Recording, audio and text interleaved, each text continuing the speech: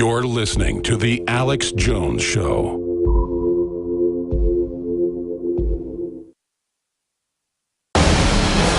From his Central Texas Command Center, deep behind enemy lines, the information war continues. It's Alex Jones and the GCN Radio Network. Well, we got Army paramedics like Jennifer calling in.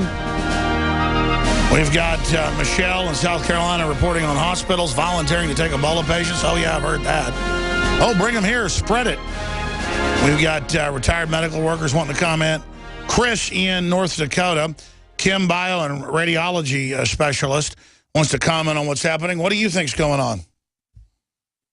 Well, I don't know exactly what's going on with the government, but I just want to let people know. Now, this is information that I've received, and it might be a little outdated.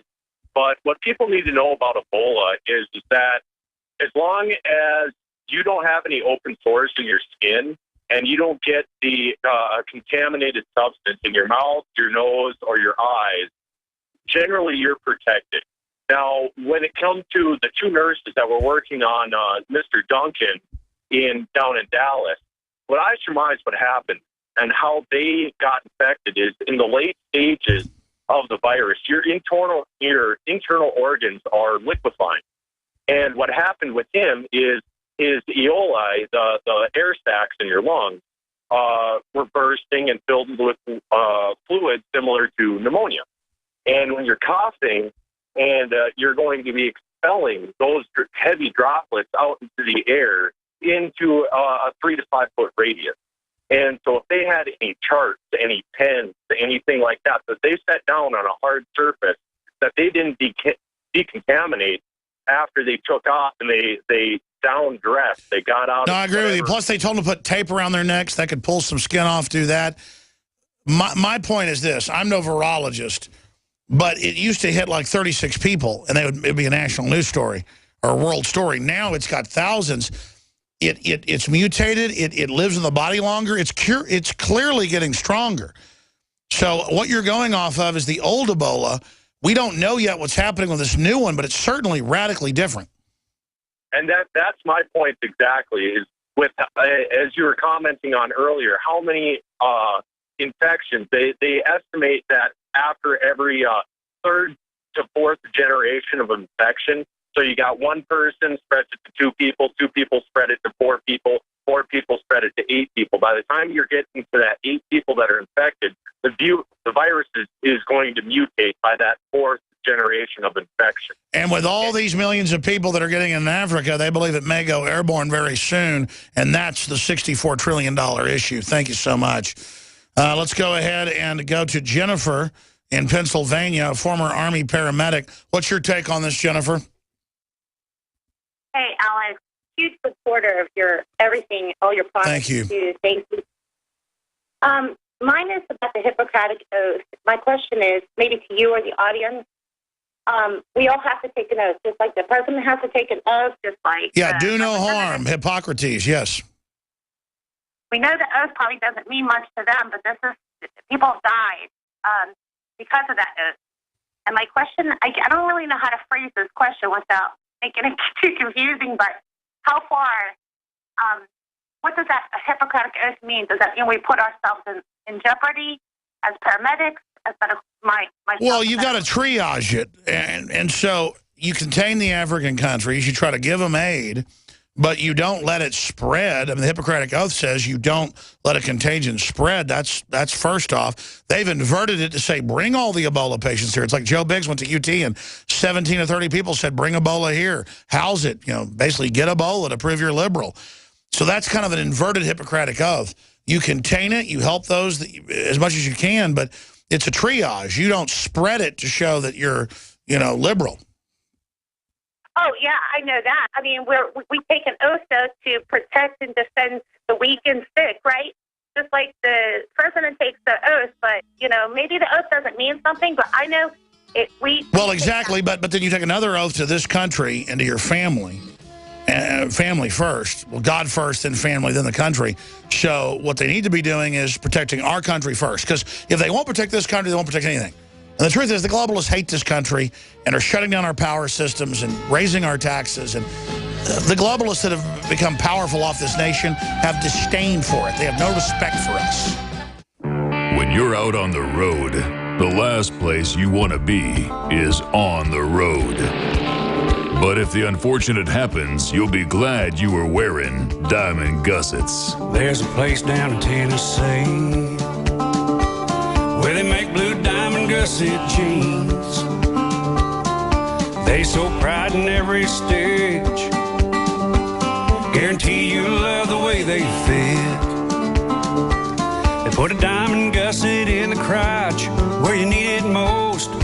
Blue diamond gussets got it, others don't. We turn jeans inside out. Diamond gusset jeans, made in the USA with unparalleled quality. Our Defender motorcycle jeans combine gusset comfort with Kevlar protection, so you can ride all day with confidence. Order yours at gusset.com. Diamond gusset jeans got it, others don't.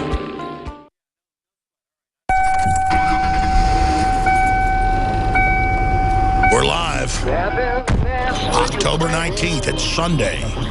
We're broadcasting worldwide. There's no other talk radio like this. We're biased. We love the truth. KLN, Los Angeles, Clone Radio. We play the songs that sound more like everyone else than anyone else. Clone. No, we're not clones. Hitler took the guns. Stalin took the guns. Mao took the guns. Fidel Castro took the guns. Hugo Chavez took the guns. 1776 will commence again if you try to take our firearms. The Republic will rise again when you attempt to take our guns. I have sworn upon the altar of God, eternal I have sworn as well. against every form of tyranny over the mind of man. The answer to 1984 is 1776. You're listening to The Alex Jones Show.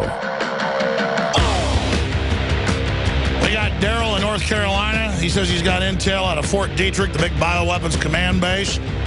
We got Michelle, South Carolina, saying hospitals are volunteering to take Ebola patients. That's in the news. Frank in New York, retired medical worker, wants to talk about Ebola. Gabe says it's going to get a lot worse. We got Pam in Texas. She's canceled her tickets with American Airlines, or United Airlines.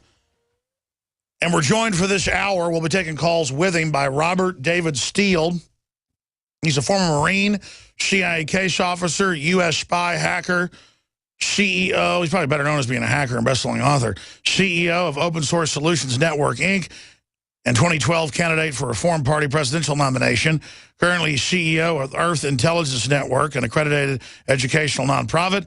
He's known for his advocacy of open source intelligence, teaching 7,500 mid-career officers from across 66 governments, and is today the foremost proponent of applied collective intelligence, which integrates holistic analytics, true cost economics, and open source everything. The latter, an engineering and information management approach that is affordable and scalable. His most recent book is The Open Source Everything Manifesto, Transparency, Truth, and Trust. BigBatUSA.org is just one of his website. He's got Pi, Beta, IOTA.net as well, all linked up on Infowars.com.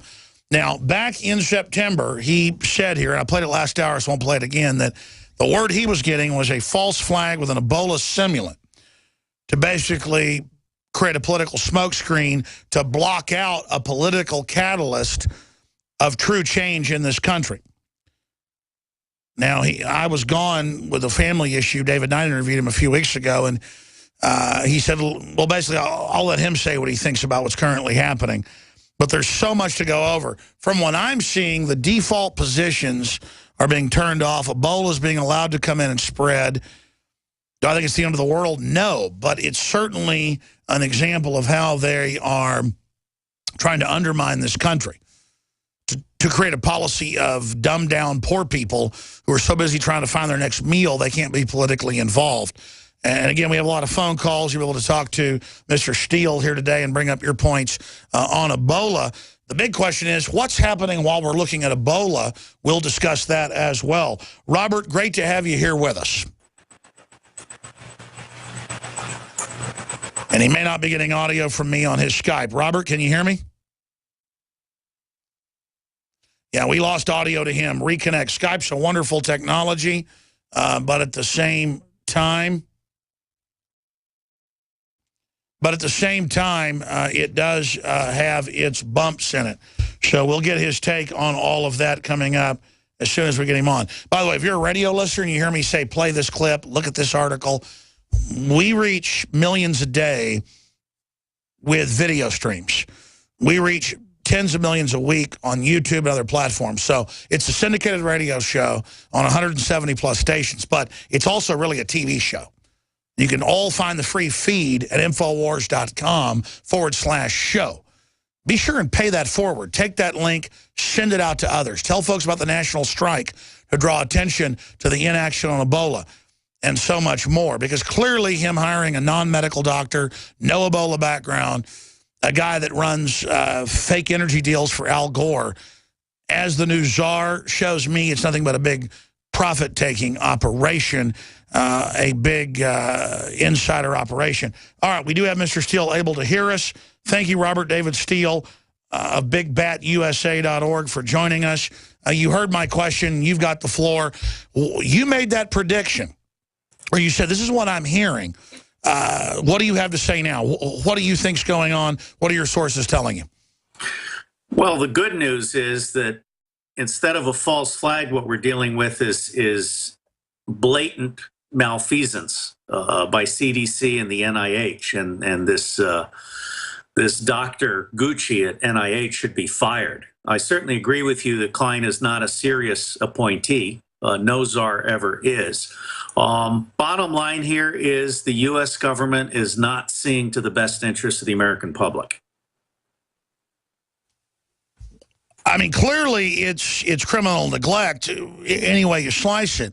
But tell us the intel you were getting 2 weeks before this guy is even in the news and 3 weeks before he dies, or 4 weeks, saying, I'm hearing about a simulant Ebola to be brought in as a false flag, and there could be a national strike over it.